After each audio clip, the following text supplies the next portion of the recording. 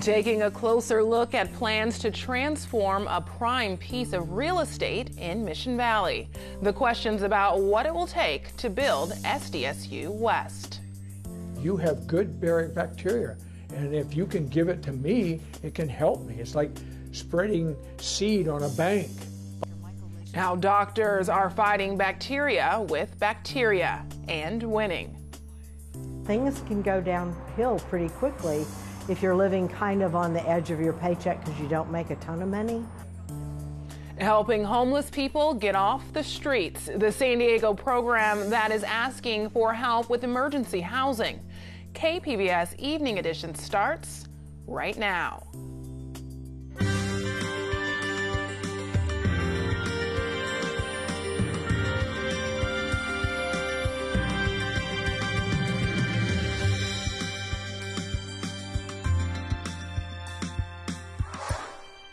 Good evening and thanks for joining us. I'm Ebony Monet.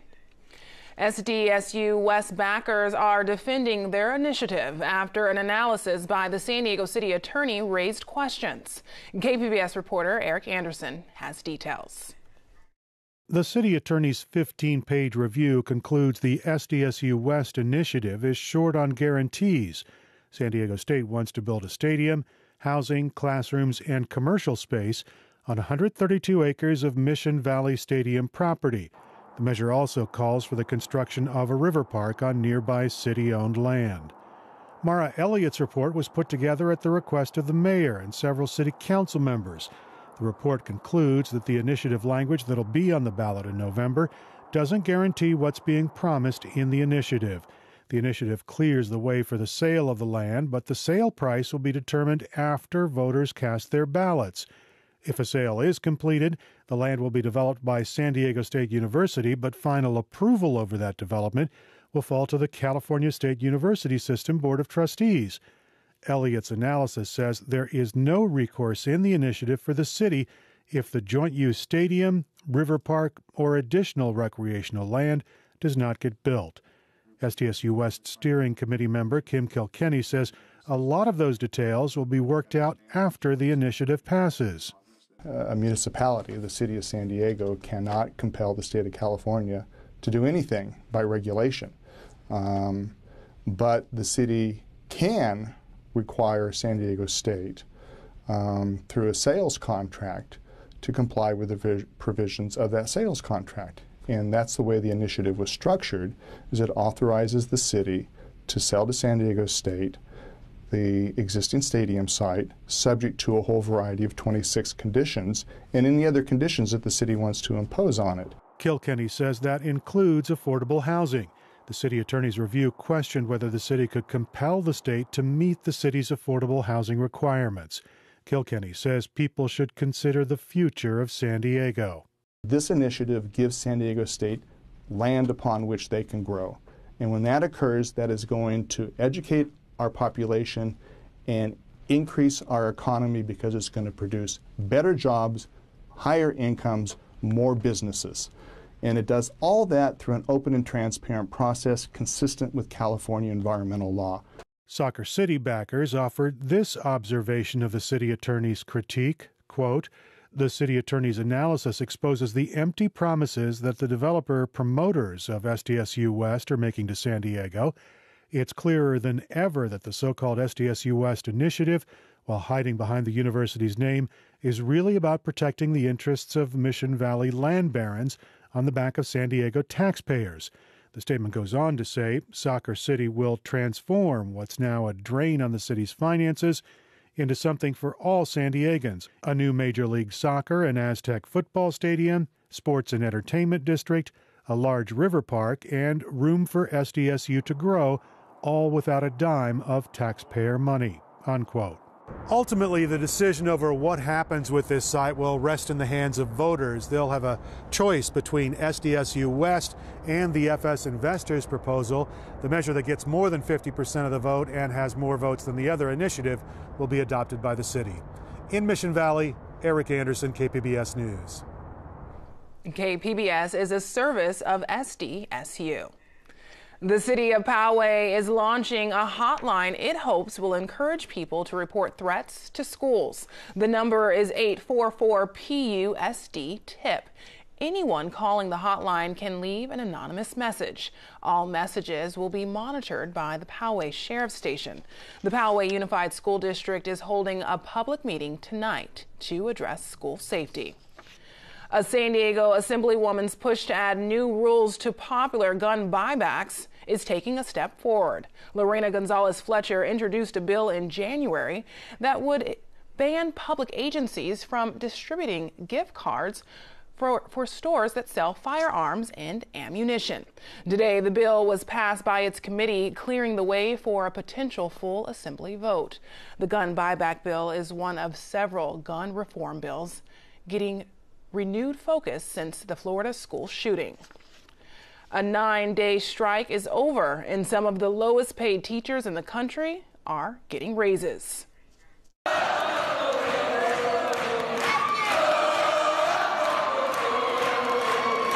We really may have to move away from the idea that education is some necessary evil that's just got to be funded, and move towards really and truly what we really should be doing is looking at our children, at our teachers, at the education process as an investment that we're going to try to make great.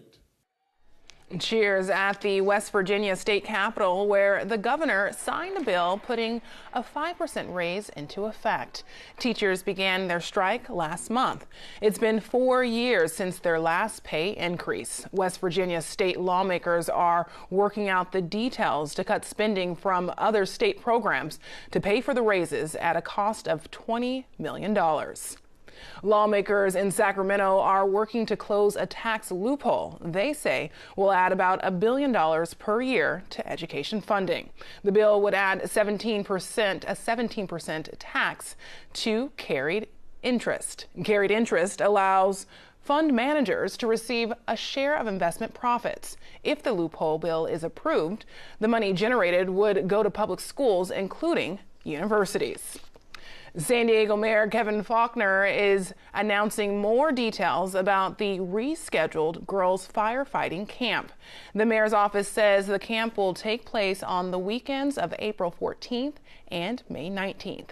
The mission of the camp, which is put on by the San Diego Fire Rescue Department, is to teach girls about a profession where women are underrepresented.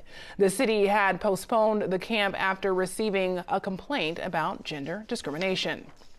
There's a new date set for Qualcomm's annual stockholders meeting. We're learning more details today on why the Treasury Department is calling for a federal investigation. KPBS reporter Jade Hyman joins us with the latest. Well, Qualcomm has set a date of April 5th for the annual stockholders meeting. That's when they'll vote on directors of the company. But before they do, the Treasury Department's Committee on Foreign Investment in the United States, known as CFIUS, is looking into some national security concerns. Qualcomm made public a letter from the federal agency which gives insight into the nature of that investigation. The letter cites concerns over Broadcom's relationship with foreign entities and the standardization of 5G technology, among other things. The four-page letter says, in part, CFIUS during the investigation period will continue to assess the likelihood that acquisition of the Qualcomm by Broadcom could result in a weakening of Qualcomm's technological leadership in a manner that's detrimental to U.S. national security. Now, several members of Congress have pushed for this investigation, including Representative Scott Peters. Well, the United States has an interest in keeping a lead in this technology, the technology that Qualcomm develops, around 5G technology, around the way that devices talk to each other, both because it's a critical infrastructure, and it's a critical technology for defense. So before we give this or allow someone to acquire this who may be hostile, we ought to take a pause and make sure that we're keeping this on shore if that's appropriate. Now, again, the stockholder meeting will happen on April 5th unless federal regulators say otherwise. Jade Hindman, KPBS News. Another high-level departure from the Trump administration. Gary Cohn is announcing his resignation as the director of the National Economic Council. He was a top economic advisor to the president. In recent days, Cohn tried to get President Trump to reverse a decision to impose tariffs on steel and aluminum imports. Okay, Attorney General Jeff Sessions is planning to make another major announcement tomorrow while addressing the California Police Officers Association in Sacramento. The Trump administration had clashed with California on sanctuary policies on immigration and has threatened to withhold grant monies from cities, counties, and states that won't cooperate. Former San Diego City Council member Carl DeMaio is making another run for Congress. The Republican is in the process of filing paperwork to challenge Representative Duncan Hunter in the 50th District.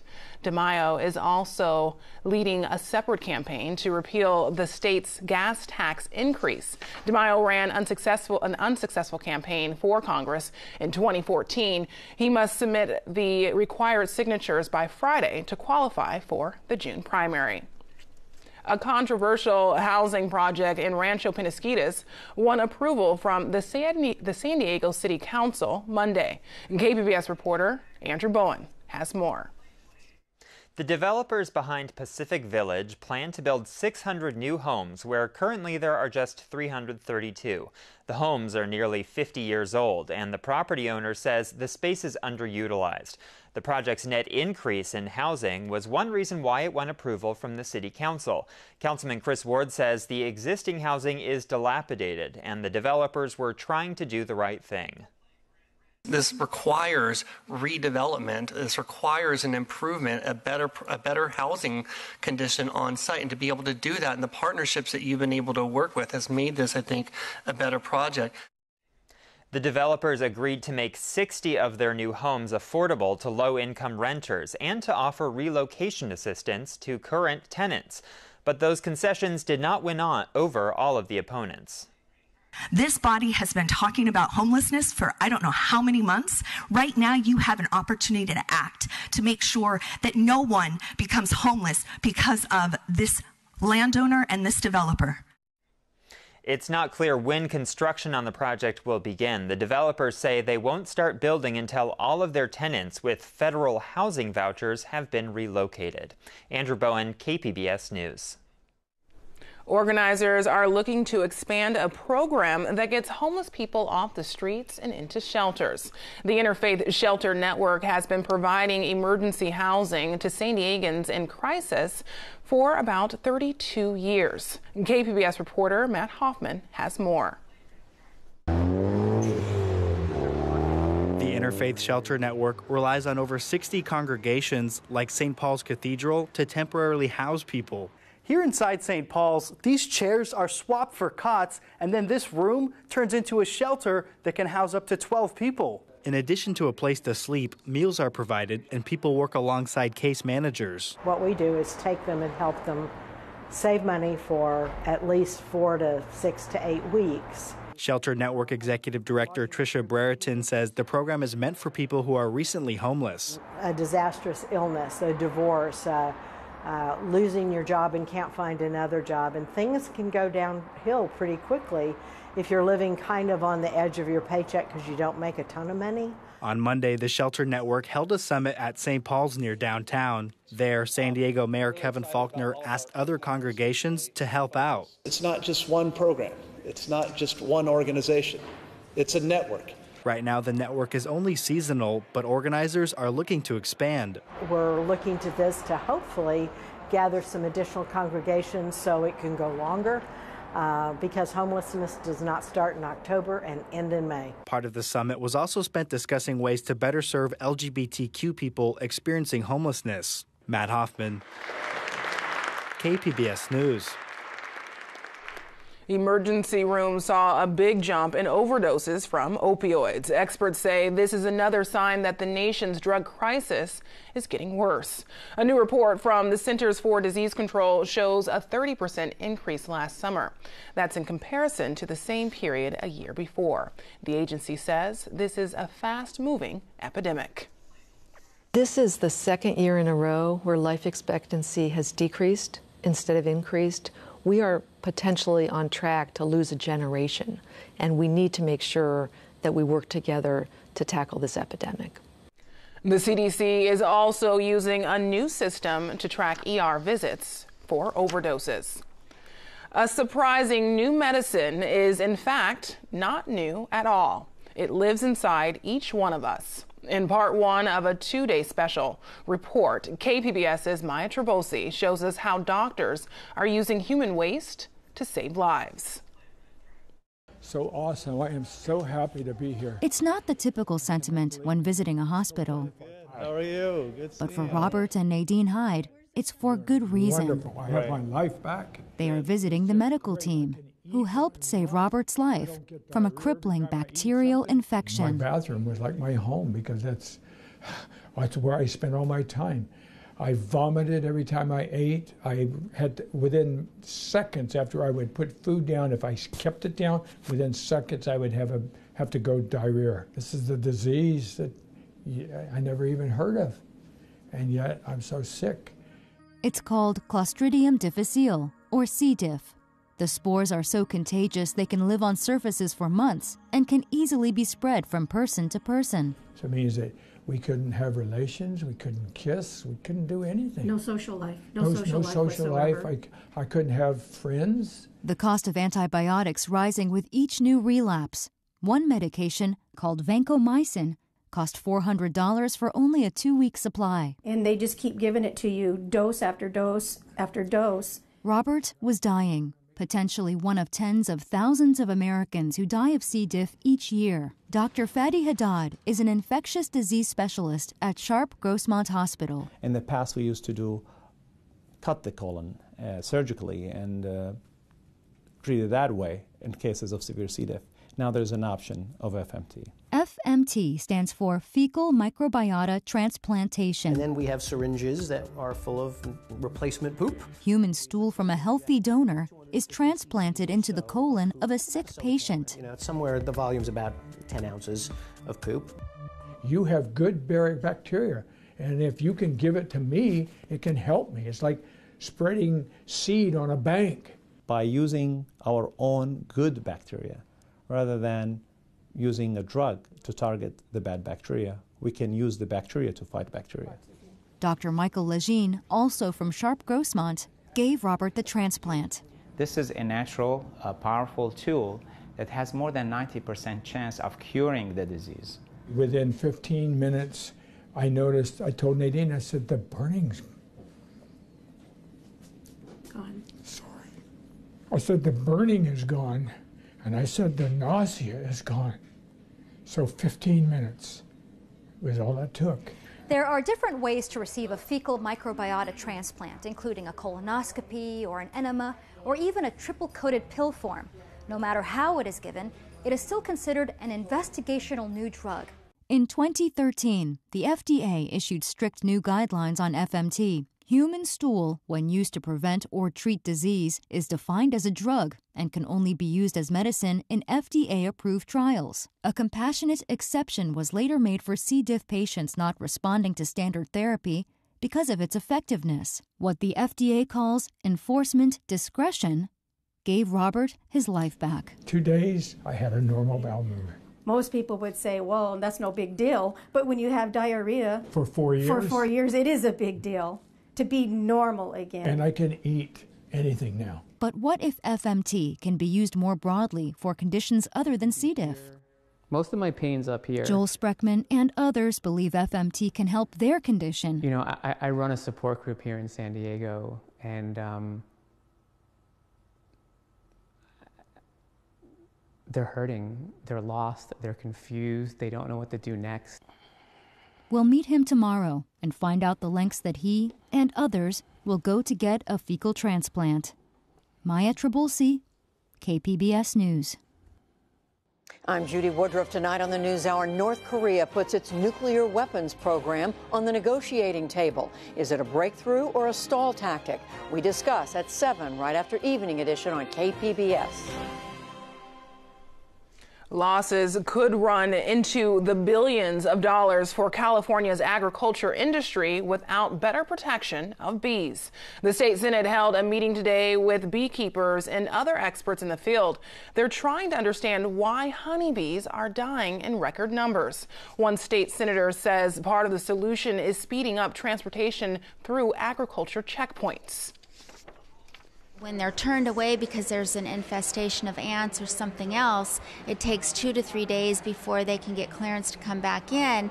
And during this time, the hives that are in a truck could go from 12 frames of hives down to 6, meaning that the other 6 have died just during that wait.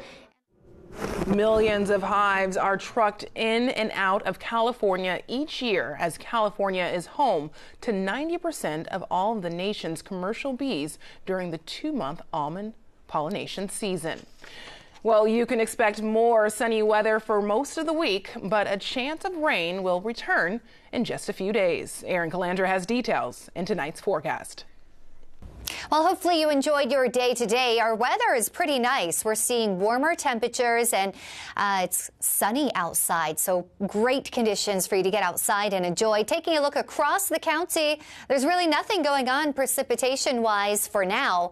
That's going to change toward the weekend, but right now it's quiet all along the California coast. Everyone is seeing some pretty nice conditions. Tonight, 51 degrees. That's back to about average. Patchy clouds around, but no rain. It's going to stay dry. Oceanside down to 39, a bit of a chilly night. In Ramona, 40 degrees, and Alpine 43. Chula Vista, 49 for the overnight low. Now on Wednesday, it's going to be pretty nice. We have this mild flow coming in from the west, and that's going to keep everyone here pretty pleasant. We could see a few evening showers in spots.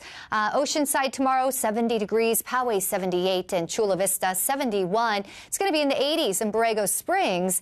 And here we are with the late week outlook. A couple of showers creeping into California, and they're going to reach us by the weekend. We'll see some patchy showers around, and it will become a bit cooler as well. So on Wednesday, we're at 70 degrees with sunshine along the coast. It slowly gets cooler, and by Saturday, well, here comes the rain. It's going to be a bit cooler, too, down to 65 degrees with brief showers left over on Sunday.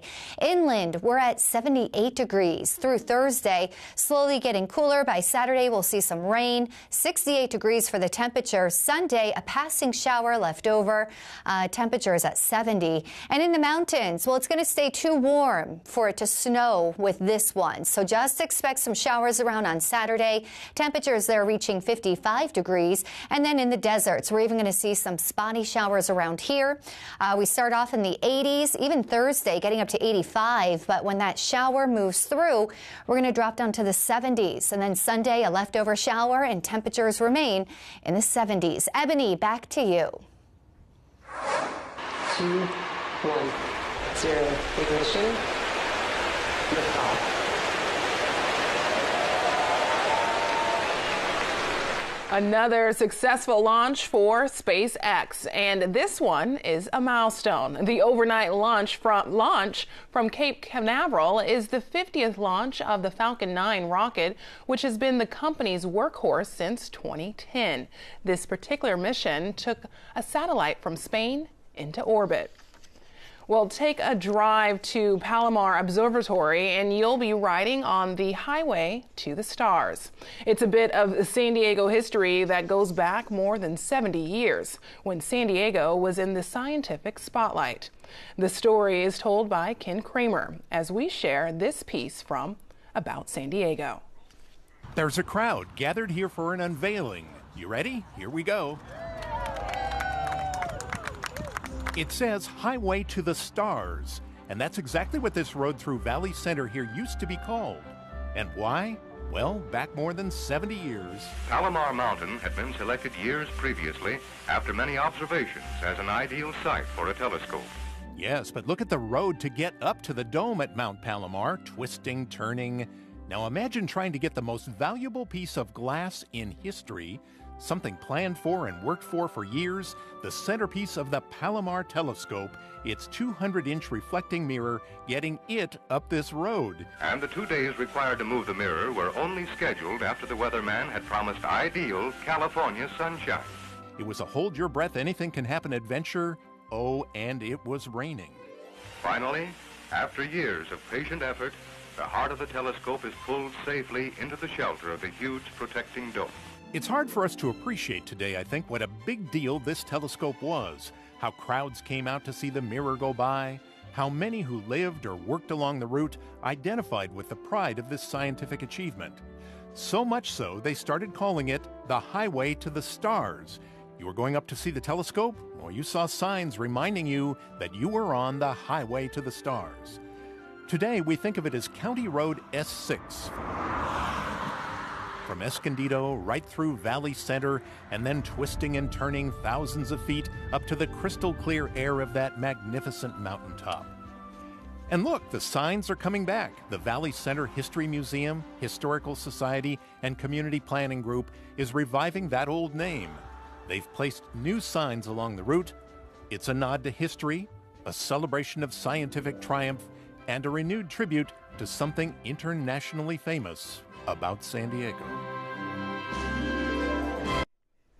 You can find more stories like this one on Ken Kramer's About San Diego, Thursday nights at 8 here on KPBS. You can find tonight's stories on our website, kpbs.org/evening edition. Thanks for joining us. Have a great night.